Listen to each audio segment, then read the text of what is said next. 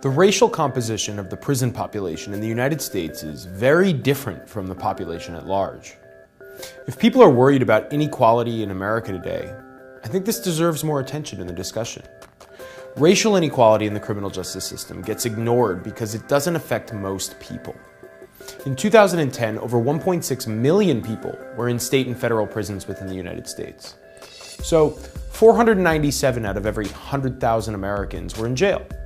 About half of 1%. Less than 1%. That doesn't seem very large, but when you separate that population by race, you recognize that the personal effects of the criminal justice system are very unequally shared throughout our society. Whites make up 64% of the total population, but only 31% of the incarcerated population. Blacks represent 14% of society, but 36% of the prison population. Hispanics are 16% of America, but 24% of the American prison population. Less than 1 in 100 Americans are currently in jail, but for some races, genders, and age groups, that ratio is a lot larger. For example, if you're young, black, and male, it's closer to about 1 in 4. That means you'd have a higher probability of going to jail than of getting married or going to college. These results are unequal and problematic as poor black communities lack so many of their members. But what can be done? The causes of this trend are undoubtedly complicated and multi-causal. But there is reason to suggest that part of the blame is our criminal justice system itself.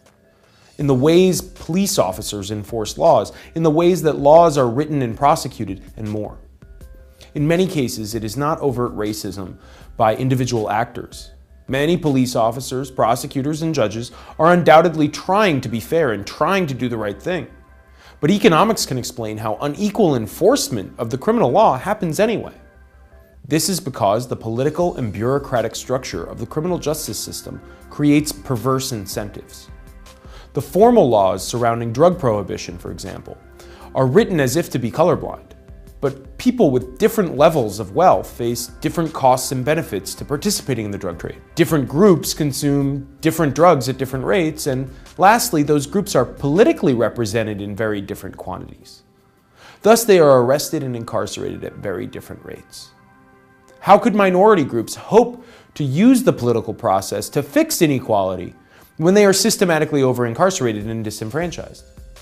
Despite noble intentions, politics often does not affect the basic incentives of costs and benefits faced by political or citizen actors. We might need a new approach to social change if we are going to address these problems.